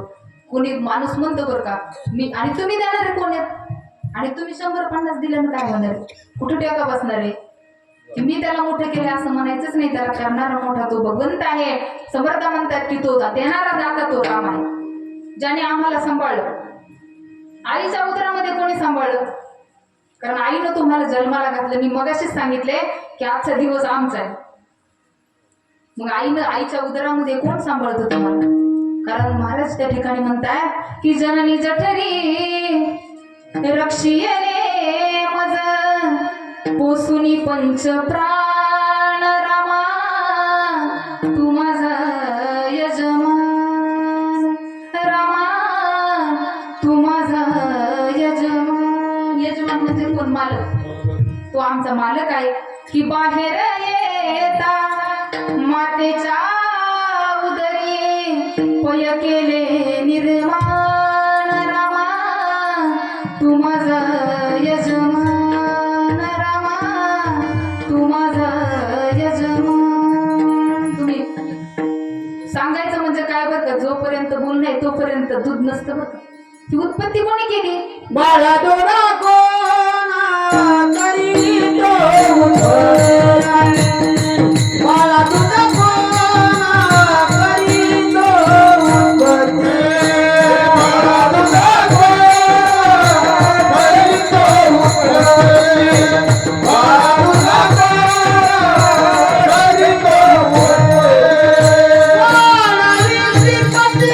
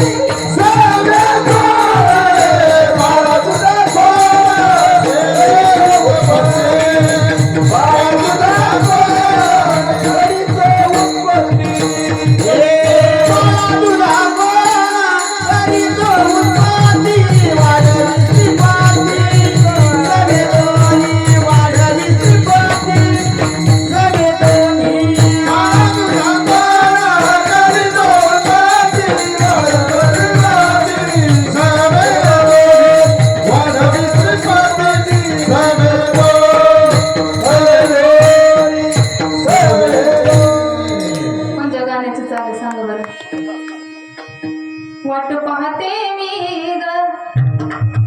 वा असे गाणे म्हणले तर बघा कसा हात चालत आणि तुम्ही लगेच डोलायला लागतात. म्हणजे किती सुंदर. म्हणजे गाणं जरी ते चित्रपटाचं असलं तरी संगीत म्हणजे खूप गोड आहे. कुठलंही असू द्या, म्हणजे संगीत आहे ते. त्याची निर्मिती कोणी केली, देवानेच आपल्याला बुद्धी घातली, गेली चाल कोणी लावली, त्याला कोणी सांगितलं. म्हणजे दुधाची उत्पत्ती कोण करतं तुला माहिती आहे का, की भगवंत देव की बाहेर येता मातेच्या उदरी पै केले. पै म्हणजे दूध आणि पै म्हणजे मी चित्त लावी चरणा पै. पै म्हणतो ना आपण, कोणी म्हणतं पायी म्हणतं. आता कोणी मगाशी सांगितलं, कोणी कोणी आता कीर्तनात आपण घेतलं चित्त लावी चरणा पायी, चित्त लावी पै म्हणजे त्या भगवंताच्या चरणावर. आणि दुधालाही पै म्हणतो, पै केले निर्माण. कबीर महाराज म्हणतात ना की ज्यानं तुला दात नव्हते तेव्हा दूध दिलं आणि दात आल्यावर उपाशी ठेवीन का, सकळ जीवाचा करी तो सांभाळ. तुला एकट्याला सोडील का, परंतु आपल्याला चिंता असते बरं का, आणि माणसाला असते चिंता, ती जिवंत जीवाला जाळते. म्हणून महाराज म्हणतात त्या ठिकाणी की आपलं कसं झालंय आता, बहुताच्या मते गोवा लागो जीवा, की बहुताच्या मत मतांतरा जीवाची गुंतवणूक होऊ देऊ नका.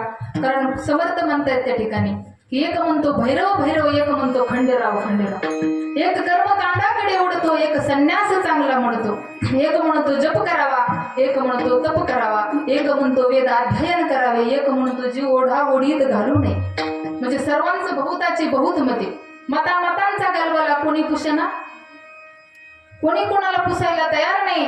एका घरात जर 4 माणसं असले तर चौघाचे 4 देव असते, एक देव आहे का. म्हणून तुकोबाराय काय म्हणतात, आपुलं ते एक, आपला एक देवच नाही. देव तिथून अवतार आणि भिन्न भिन्न आहेत, परंतु देव एकच आहे. मग एका घरामध्ये प्रत्येकाचा देव वेगळा. देव गणपतीचा उपासक होता. त्यानं चतुर्थी आली का गणपतीचा मस्त म्हणजे पूजा मांडायची, मोदक त्याने चतुर्थीचा उपवास करायचा, पाटावर गणपती मांडायचा आणि गणपतीची आरती सुरू केली. सुख करता दुःख हरता वार्ता विघ्नाची, पूर्वी पूर्वी प्रेम कृपाची, सर्वांगी सुंदर मुठी शेंदुराची, कंठी जळके वाल गळा शोभे वाल मुक्त गळाची. जय देव जय मंगलमूर्ती, दर्शन मात्रे मान स्मरणे मात्रे मान करुणाकृती. गणपतीची आरती जशी चालू झाली तसे एक उंदराचं पिल्लू आलं. त्यानं गणपती समोरचा मोदक पडवला. मोदक पडत म्हणजे विषय काय आहे की देव कोणचा आहे, देव कोण आहे. मग तो म्हणला एवढं एवढं उंदराचं पिल्लू आलं आणि एवढ्या मोठ्या ढेरीचा बसला म्हणला पाटावर, हे त्याचं काहीच करू शकला नाही, आजपासून उंदीरच देव. मग त्यानं दुसऱ्या दिवशी मस्त सडा समर्जन केलं, रांगोळी काढली, पाट मांडला आणि उंदराचं पिल्लू धरलं आणि पाटावर मांडलं. उंदराचं पिल्लू पाटावर मांडलं, त्याची आरती सुरू झाली. आता नका बघू माझ्या उंदराची आरती मी दुसऱ्या वेळेस येत आणि पाठ करून ये. उंदराची आरती सुरू झाल्यावर मग बोक्याला सहन होतं का बरं, मी आताच सांगितलं. दुसऱ्याच कोणाचं तरी कुठेतरी चांगलं चाललं की दुसऱ्याला नाही देखत. बोक्या म्हणला एका मिनिटात याला फस्त करतो म्हणला मेन्याचा एवढा थाट. जशी आरती सुरू झाली तशी बोक्यानं त्याच्यावर झडप मारली. त्यानं जसं झडप मारली तसं ते पिल्लू पकडलं. ते पकडल्यावर हा पाहतच राहिला बरं का उपासक.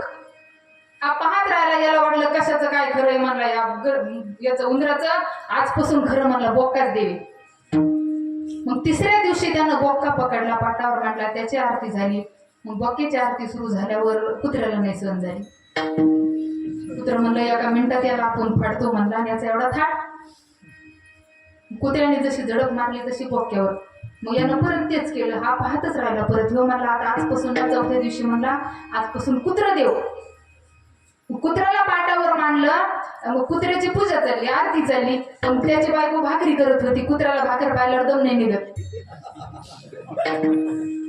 मग कुत्र्याने जसं पाटावर मांडलेलं होतं तसंच उठलं, तसं टोपल्यातली भाकर घेतली.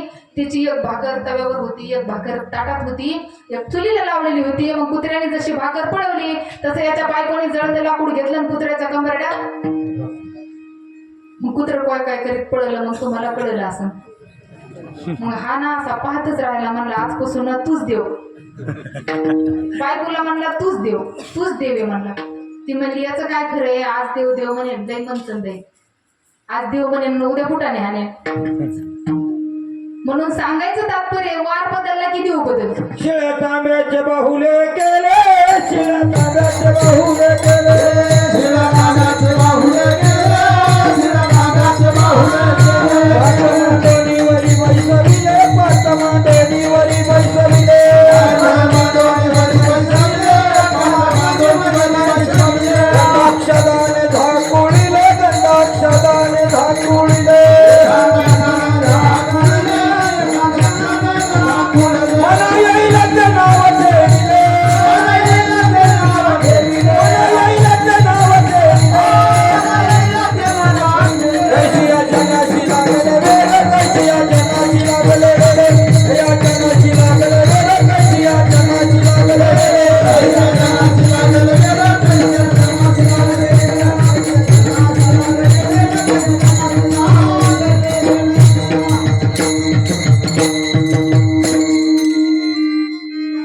शिळा तांब्याचे बाहुले केले, शिळा तांब्याचे बाहुले केले, शिळा तांब्याचे बाहुले केले. पाट मांडोनीवरी बैसे म्हणजे आपल्या मना येईल ते नाव ठेवील. ही देव कोणी असत आपण निर्माण केले. असं लेकरू आई कडेवर घेते, आपण आसरा विहिरीवर करतो ना, ते म्हटले मूल कडेवर असतं आणि तिच्या डोक्यावर पाठी असते. ती काय करते, पायानं लुटीत लुटीत दगड घेऊन येते आणि त्याला शेंदूर लावते. म्हणजे ते देव ती तयार करते. हा देव कोणता आहे, एकच देव आहे, एक तो धरीला चित्ती.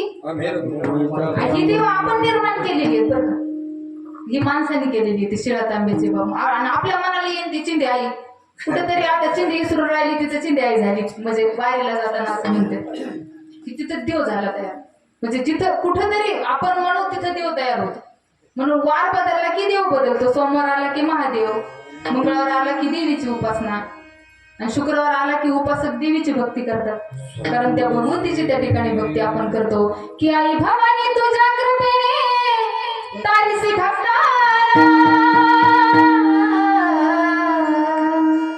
अगाध महिमा तुझी माऊली वारी संकटाला आई कृपा करी माझ्यावरी जागवी तोरत झाली आई कृपा करी माझ्यावरी जागवी तोरत झाली आंबे गोंधळाला ये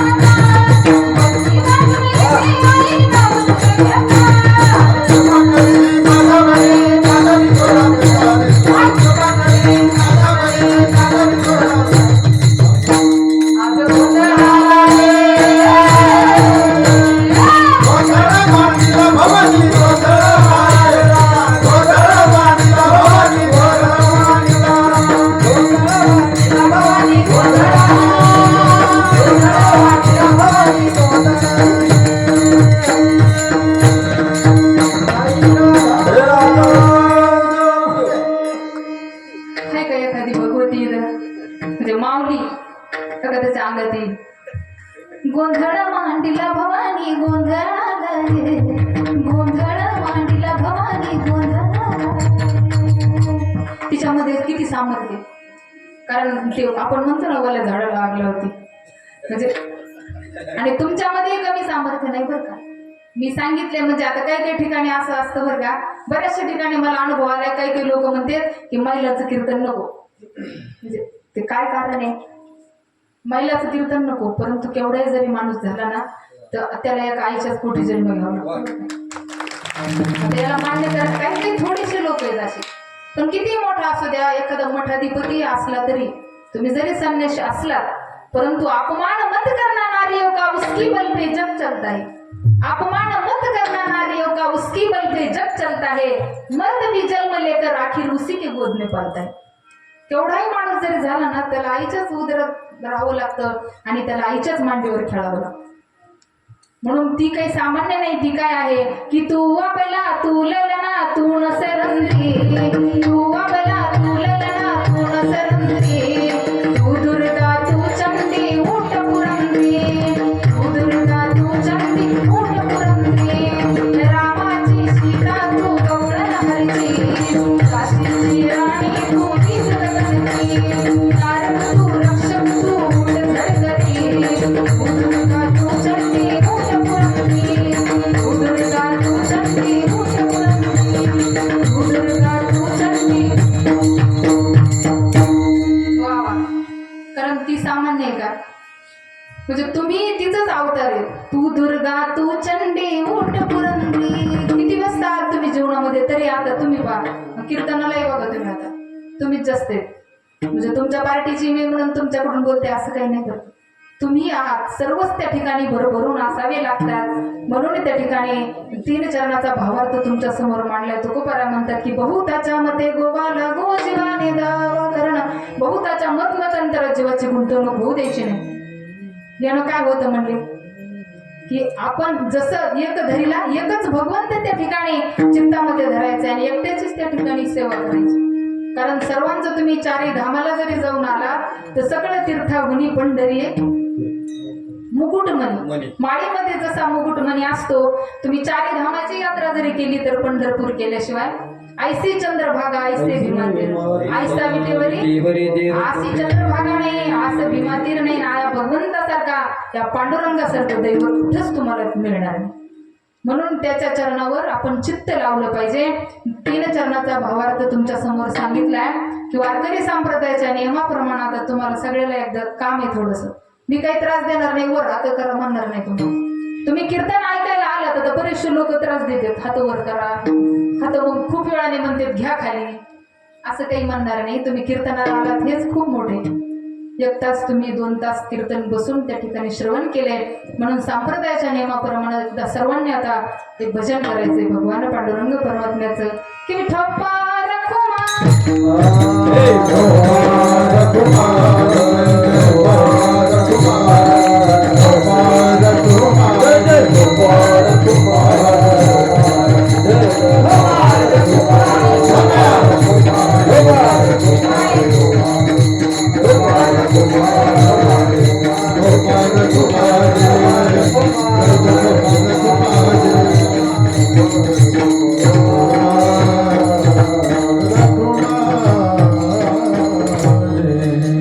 सर्वांनी भजन केलं असं गृहीत धरू.